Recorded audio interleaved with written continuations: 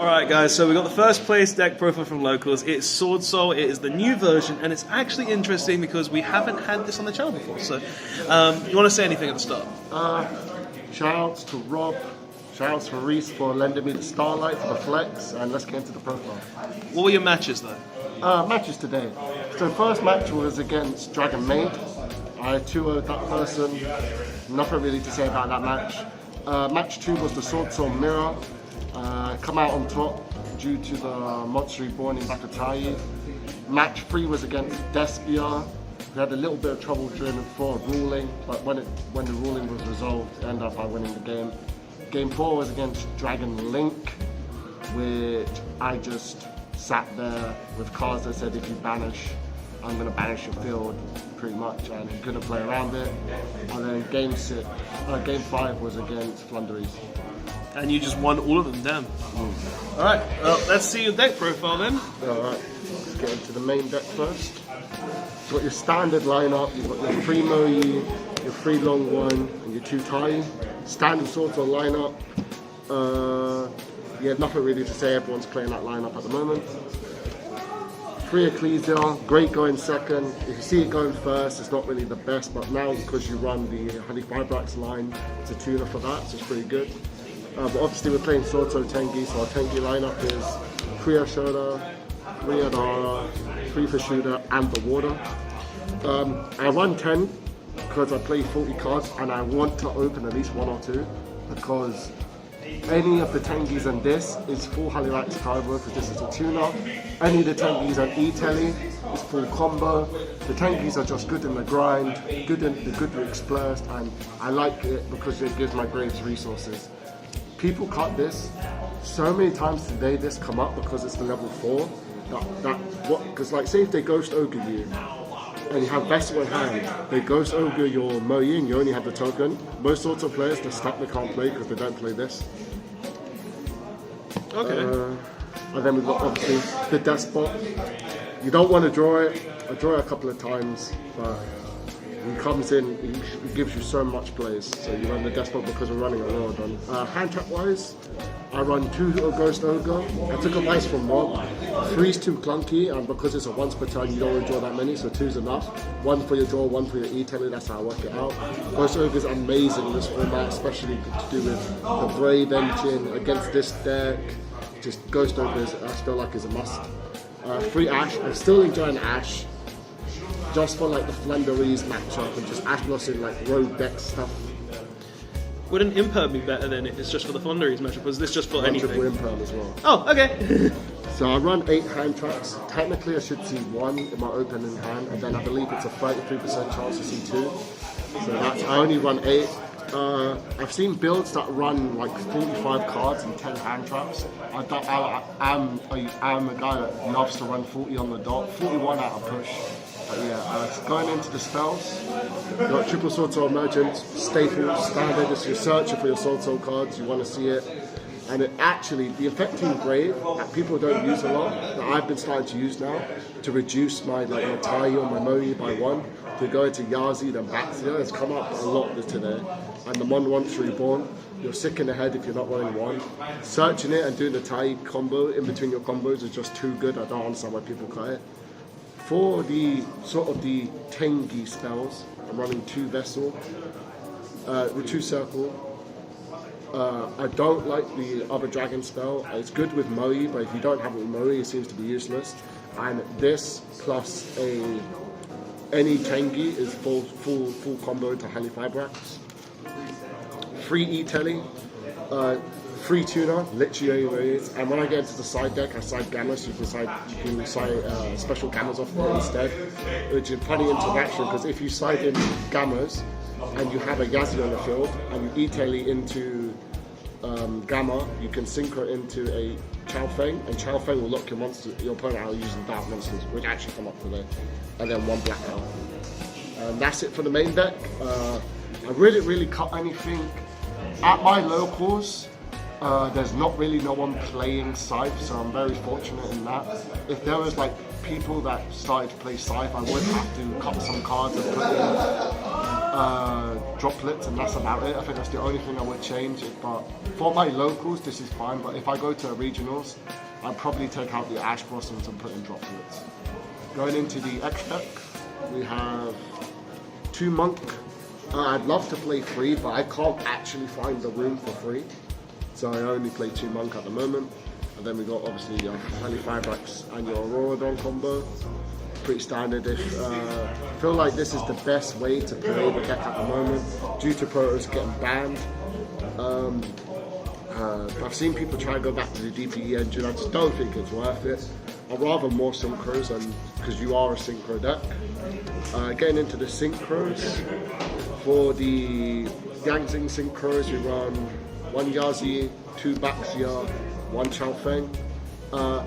Back when I first started playing this deck, I really didn't like Chao Feng, but now playing, testing a lot, this card's come up so much. Looking around darks or lights effects, or even the effects of, like, say if they have DPE, they pop their DPE, pop a card. You get to special summon a worm from your deck because they pop the dark monster they control because a monster is destroyed. It just comes up so much. Baxter, you need 2, you cycle through 2, 1 for your combo, 1 to just bounce anything that's annoying. Yazi's good with Auroradon pop, tribute Auroradon to pop Yazi, or Yazi pop to hit self, or to pop on opponents. And then for the Sword Soul, running Bernie Boy, Banish Boys, and Search Boy. This card come up today a bit, 1 in time, which I ended up boning my opponent for 3,600. What? Burn to summon him off a long. He activated a spell, I banished the spell and burned him. He special summoned a monster, I banished, he special summoned and burned him. So that's what that does, it just burns. And if you're cocky and you don't want to make Baron straight away, you can go into this, and then when you go into your transit, you get to draw 2, 1 off Mo, 1 off him, because if you synchro summon while controlling this guy, if you synchro summon a worm while controlling this guy, he also allows you to draw. So you get a little pot of greed. Okay. That's actually sick. Time Fury, love it. Yeah. Baron, it's Baron, it's your Omni Negate, it's your best level 10. Berserker, I believe this one's called. Berserker's good. I find him, like, I don't know, I'm always mixed between running Berserker or running Dragite, because I like the spell Negate, but Berserker gives you the optional banish, the attack, and to attack again to be over stuff, and it's also good because it's a Tenyi. But I don't run the level 2 Tenyi link anymore. That's the only reason I was running this. I might change this to Dragite, but for today I run this and it didn't really come up actually. I was surprised. So I might trade this out for Dragite in the future. And the last card in my spice that no one's running, Shooting Riser Dragon. Because how I play the deck is, I don't care if a Auroradon goes off or not. Halifabrax is there to take your hand trap. The second he takes his hand trap, he's there now, he's just chilling. When it's your turn, I'm gonna leave a monster, and then I'm gonna summon Shooter Riser off of Halifabrax and Synchro in your turn, and people don't see it coming in this deck, so that's why it's there. If you don't want to run this, I've seen people run Herald of the Arc, right? You can, because I believe if you run Herald, you can't be droplet. Yeah, you can't be droplets from anything but field. Yeah. So I've seen that, and it might do. I just tested and asked for spice today. Right, that's it for the main deck. For side deck, we have, and this, the side deck I find in Yu-Gi-Oh! Is what breaks or makes your deck at this point of the game. So a new edition, which I literally put in 5 minutes before the tournament, was Gammas. Come up a lot, it was great. Negated their stuff, like I would bait, like, so I would activate Emergence, and if a Sword Soul player starts off with Emergence, normally means they don't have a Sword Soul in hand, and I have to start it for the combo. So people go, oh okay, I'll use my Ash now. Second I use the Ash, Gamma the Ash, I have Synchro materials for a level 8 already on the field before I start my combo, which is great. Also, it's a hand trap. And what Rob pointed out to me today that actually come up, it's a Psychic. So you can side out your Ghost Ogres and put in Gammas, and you still have an E-Tally target. So that's pretty good. If Ghost Ogre rotates out the format, I'm going to main Gammas. 3 Lightning Storm, and a Feather Duster, pretty much the same card. Use it mainly to pop back pro, or if people are putting stuff in attack position, have too much, pop that. Just really back pro hate. On triple Dark Ruler, people build their boards. I'm forced to go second in game 2, just siding Dark Ruler, break their boards.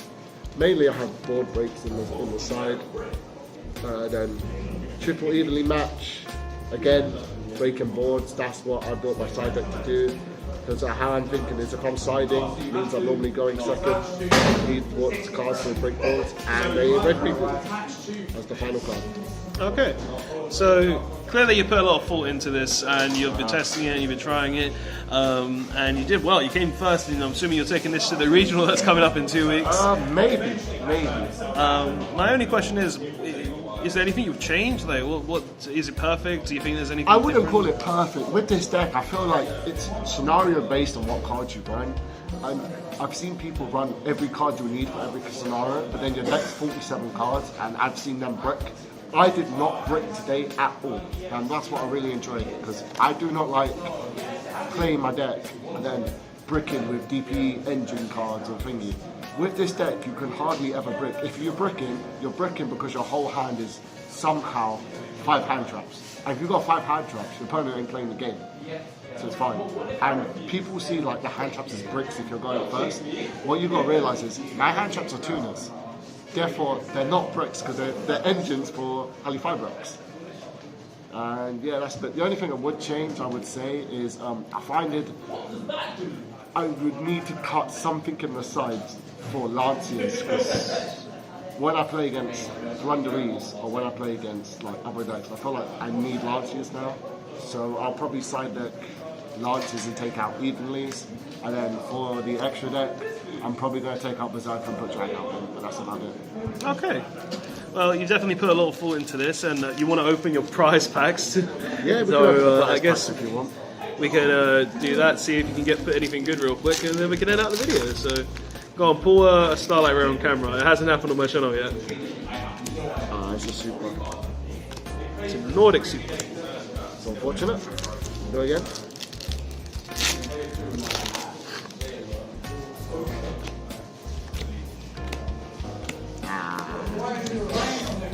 Rob knows my full luck is never the best. Mine's not been the best recently either, let's be honest. From prize packs. We could pull a Starlight Stratos on camera, then I have to give you money. Straight money on camera. Oh, it's like me last week. It's like me last week where I pulled the War Rock. That's so sad. Worst card. Fun story while I'm opening. I bought my first Yu-Gi-Oh box in about, I'd say, 3 years. I believe it was last year. I let my friend open 1 pack. He pulled Starlight Ecclesia out of 1 pack. So I am yet to pull a Starlight at the moment. But hey, there's a chance we could pull a Baron. And that would be pretty cool. Oh, you got Super from that pack at least. Oh yeah, it's not guaranteed Supers, is it? Yeah. Baron or a Ghost Rare would be pretty nice. Sad times. Anyway, thank you for the deck profile. Thank you for the opening. Honestly, you definitely are putting a lot of thought into this. You've kind of moved away from Guru now, seeing as you've been on the channel for Guru. And yeah, I honestly can't wait to see what you do at the regional this week. Grand Marju. Oh yeah, you never played Guru. Grand Marju. But yeah, so yeah, guys, we'll probably be doing more videos with this soon. And yeah, thanks so much for watching. All the best, and see you in the next one. Bye all.